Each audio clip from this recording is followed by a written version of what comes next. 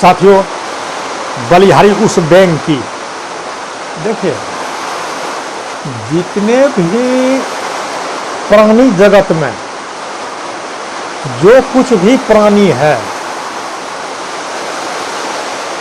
अकारण नहीं है, कुछ ना कुछ कारण है और उसमें कुछ ना कुछ विशेषता है। आज मैं आपको बैंक की विशेषता बताऊंगा। 2-4 दिन पहले हमने एक टीवी चैनल में देखा था, ये जी टीवी के संपादक सुधीर चौधरी जी हैं। इन्होंने एक बहुत अच्छी बात आपके समाज में लाया। क्या लाया? तो सन 1989 में एम्स के कुछ डॉक्टरों की एक टीम ने गायत्री मंत्र पर शोध किया, गायत्री मंत्र पर रिसर्च किया। जैसे ही 2 ग्रुप बनाया, तो एक ग्रुप गायत्री मंत्र पढ़ने वाला और दूसरा ग्रुप नहीं पढ़ने वाला, और 1 महीना या 20 दिन का जो भी कोटा रहा होगा, उसके बाद फिर उसका मेंटल एग्जाम किया और पाया कि इस मंत्रोच्चारण करने वालों के दिमाग में, ब्रेन के आगे वाले भाग में, प्रीफ्रंटल कॉर्टेक्स में एक प्रकार का विशेष गावा नाम का केमिकल बनाया और उस केमिकल में ये विशेषता है कि आपके अंदर से शोक और चिंता को दूर करके एक खुशी का रसायन बनाएगा।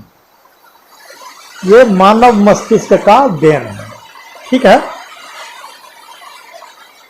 अब सवाल है, मैं आपको जिस प्लेटफॉर्म से बोल रहा हूं वह होम्योपैथ है और इसका रिसर्च जैसे जैसे हुआ है, अब विज्ञात वस्तुओं पर इन्होंने शोध करके लाया और प्रयोग किया।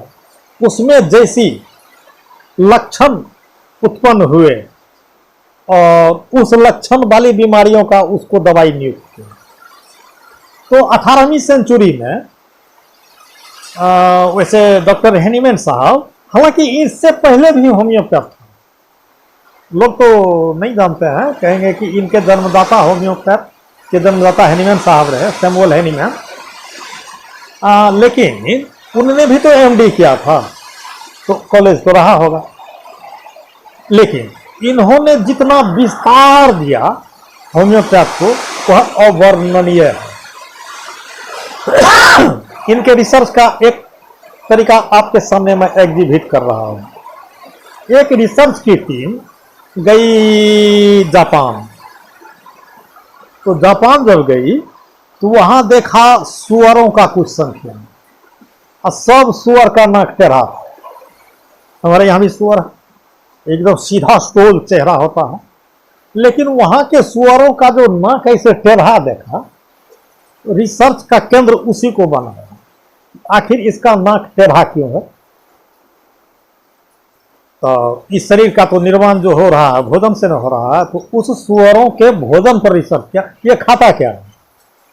तो आपको मालूम होगा कि जापान में सूरजमुखी ज्यादा, ज्वालामुखी ज्यादा फूटता है और ज्वालामुखी फूटने के बाद आग बुझ जाने के बाद जो राख बच जाता है, उस राख को वह सुगर चरता था, जिसको हम लोग हेकला लावा कहते हैं। और हेकला लावा एक सुप्रसिद्ध दवाई आपके होम्योपैथ में है। अगर एक डॉक्टर साहब हैं यहाँ पामा गोदरामा में, उनके भाई साहब मोहन सिंह जी, उनकी यहाँ की हड्डी बढ़ गई थी, लेकिन हेकला लावा 2 महीना में हड्डी को बराबर कर लिया। सुअर का नाक टेढ़ा हुआ, उस हेकला लावा के दाना को खाने के बाद अगर कहीं आपका नाक टेढ़ा हो जाएगा तो हेकला लावा का प्रयोग कीजिए, नाक सीधा हो जाएगा। हड्डी में कहीं वृद्धि हो गई है, हड्डी कहीं बढ़ रहा है, हेकला लावा का प्रयोग कीजिए। और सबसे तो इसकी बहादुरी है दांतों के जबड़े पर हेकला लावा। तो इस विषय में मुझे नहीं जाना है, आपने हमको एक रिसर्च का तरीका बताया। तरीका तो आज बैंक के पास जाना है। तो जिस तरह से प्रीफ्रंटल कॉर्टेक्स में एक गावा नाम का केमिकल बनता है, तो मेढक कह रहा था कि देखो जी, हम भी इस प्रकृति के एक दावेदार प्राणी हैं और मेरे भी ब्रेन के पीछे में एक थैली है पॉइजन की, और जिस पॉइजन के थैली से एक B4 नाम का रसायन बनता है। तो शायद हो सकता है हेनीमैन साहब के रिसर्चर ने इस बैंक पर भी परीक्षा किया था, और बैंक के माथे के पिछले हिस्से से एक रसायन को निकाला जिसका नाम था ब्यूफोराना। और आपने जितनी भी सारी बीमारियों का नाम दुनिया संसार में सुना है, आजकल भी आप सुन रहे हैं, ये सब तो सबका कहता ना 9,000 पॉजिटिव तो 6,000 इलाज करके घर गया। लेकिन एक बीमारी का आप नाम सुने होंगे, एपिलेप्सी, मिर्गी का रोग। ये लाइलाज बीमारी है। ये एक लाइलाज बीमारी में के श्रेणी में इसका नाम था। और जैसे जैसे डेवलप किया है, आपको ये थेरेपी होम्योपैथ हो, चाहे आयुर्वेद हो, चाहे यूनानी पद्धति हो, चाहे एक्यूप्रेशर हो, चाहे एक्यूपंक्चर हो, इन लोगों ने अच्छा खासा रिसर्च किया है इस रोग पर। हालांकि एक वीडियो मैं आपको दिया हुआ हूँ जहाँ एपिलेप्सी में 2, 4, 5, 10 दवाइयों का एक कंपोजिशन में बनाया हूँ। लेकिन यह व्यक्तिगत बैंक हमको क्या योगदान दे रहा है इस रोग में, इस पर विचार कर रहे हैं। तो बैंक के माथे के पिछले हिस्से से पाई गई वह केमिकल जिसका नाम ब्यूफोराना रखा है सैमुअल हेनीमैन ने। आप लोग अगर गूगल पे रिसर्च कीजिएगा होम्योपैथ कॉलम में, तो एक ब्यूफोराना की दवाई निकलेगी। और फर्स्ट क्लास आजकल हिंदी में डिस्क्रिप्शन आ जाता है, हमसे तो अच्छा आपको उसमें लिखा हुआ मिलेगा यह किस चीज़ की दवाई है। तो आइए, ब्यूफोराना कहाँ काम करता है। सबसे तो पहले हम ले लेते हैं महिलाएं जिनके जंघों में दर्द हो। याद कीजिए आप ब्यूफोराना को, ठीक है। एक युवा महिला जिसको किसी भी कारण से, इंटरनल इन्फेक्शन के कारण से माथे का दर्द, लेकिन कौन सा दर्द, वैसा दर्द जिसमें यह महसूस हो कि इसमें 50 डिग्री सेल्सियस का भाप निकलता जा रहा, फाड़ता जा रहा है, आप ब्यूफोराना को याद कीजिए। और मिर्गी नाम के बीमारी में इस दवाई का काम कहाँ आता है, तो जरा सा विचार करें। 2 दवाई है होम्योपैथ में, एक ब्यूफोराना, एक ब्राइटाकार्ब। दोनों के कुछ लक्षण क्लोज होते हैं और कुछ लक्षण भिन्न होता है। जैसे दोनों दवाइयों का नेचर है चाइल्डिश नेचर, बचपना बुद्धि। ब्राइटाकार्ब में भी है, ब्यूफोराना में भी है। लेकिन ब्राइटाकार्ब में क्या है, तो वह फिजिकल और मेंटल दोनों बोना होता है, द्वारफिजन। उसका शरीर भी विकास नहीं होता है, बुद्धि भी विकसित नहीं होती है। ये ब्राइटाकार्ब के पास है। लेकिन ब्यूफोराना शरीर से एकदम प्रीमेच्योर मिलेगा आपको, लेकिन बुद्धि मिलेगा इसका बचकाना। जैसे उदाहरण के लिए एक 22 साल की लड़की है, तो हमारे समाज में एक 22 साल की लड़की को कैसा जीना चाहिए, जगना चाहिए, चलना चाहिए, फिरना चाहिए, पर्दा करना चाहिए। ब्यूफोराना के बच्चों में वैसा नहीं होता। वह इतनी बड़ी लकड़ी का एक गुड़िया, एक दुल्हा बना के 1 घंटा उसके साथ वह क्रीड़ा करेगी। छोटे छोटे बच्चों के संग में वो अपना टाइम पास, इसी को कहता है चाइल्डिश नेचर, बचपना बुद्धि। इनके लिए एक मिर्गी ही नहीं, किसी भी प्रकार का रोग क्यों नहीं, आप ब्यूफो से उसको स्टार्ट कीजिए ना, रिलैक्स मिलेगा, ब्यूफो उसका इलाज करेगा। अच्छा, एक तो हो गई ये ब्यूफो कि चाइल्डिश नेचर के लोगों में। दूसरी बात, एपिलेप्सी में किस एंगल पे इस दवाई का काम आता है। वैसे भी एपिलेप्सी का भी कुछ एंगल है। एक एंगल मैं आपके सामने बता रहा हूं, जो ये बातें अज्ञात हैं, किसी पारख ने परखा है।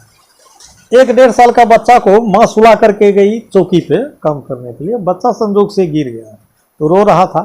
आई मां, सुनी, उस बच्चे को चुप करके चौकी पे रखा, ठीक है। उस नर्व पे जो हल्का चोट लगा तो उसको तो बच्चा बर्दाश्त कर लिया। यदि कहीं ब्लड सर्कुलेशन के तहत उस नर्व में चोट आई है और स्वेलिंग आ गया है, तो वह स्वेल ही रह जाता है। शरीर के जितने भी सेल्स मरते हैं फिर जन्मता है 24 घंटे के अंदर में। जितना सेल डैमेज होगा वह फिर बन जाएगा। लेकिन ब्रेन के जो कुछ सेल्स हैं, ये जो मरता है ये फिर नहीं बनता है। ऐसा आप गूगल करके समझ लीजिए। तो उस नर्व में जो ब्लड का सर्कुलेशन रुकता है, तो 25 साल, 30 साल, 35 साल के बाद में उस सर्कुलेशन के अभाव में जो आक्षेप आता है, एक एंगल मिर्गी का वह भी है। तो वहाँ के लिए आपको ब्यूफोर नहीं, वहाँ आपको हाइपेरिकम को याद करना होगा। अच्छा, दूसरा एंगल आइए। एक लड़की है, उसकी शादी लगी अमुक गांव में, और बीच में कोरोना का लॉकडाउन हो गया। 1 साल का टाइम तो निकल गया। अब कोरोना में आएगा शादी कराने के लिए, दूल्हा भी जाएगा जेल, हेल्ड अप है, ऐसा रुका के कहीं कहीं लोग करते हैं। तो 1 साल टाइम आने से पहले इस लड़की के ब्रेन में सारी बातें सेट हो गई। अमुक जगह हमारी शादी लगी है, फेसबुक का जमाना है, लड़के को भी देख लिया, तो फिलहाल फेसबुक से वह उस लड़के से आनंद भी ले रही है। और लॉकडाउन खत्म होने से पहले उस लड़के की शादी हो गई दूसरे जगह। अब इस लड़की के माथे में एक प्रकार का हेडेक आ गया, ये क्या हो गया। संजोग से जब लड़की पक्ष ये प्रयास करता, तब तक लड़का कहीं कोर्ट मैरिज कर लिया। बाद में इस लड़की की शादी दूसरे गांव में दूसरे लड़के से हो जाती है। तो अपना वह लड़की शारीरिक जीवन तो उस लड़के के साथ जीती है, ठीक है, लेकिन ब्रेन में जो कुछ नक्शा हैंग करता है उस लड़के के याद में, इसको कहते हैं प्यार में एक प्रकार का धोखा, आत्मग्लानि। इस कारण से भी कन्वल्सन आएगा, आ सकता है, और आया है, आता है। आप सुमन धामा की एक गाइड है होम्योपैथ की, मिर्गी के कई लक्षणों में एक लक्षण ये भी है, आत्मग्लानि और प्यार में धोखा। इसके लिए आपको यहाँ पर इग्नेशिया अंबारा को याद करना पड़ेगा।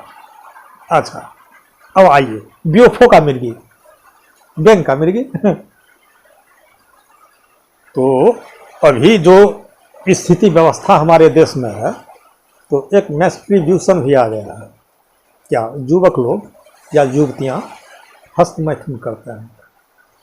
ये जो आपके अंदर में वीकनेस लाता है,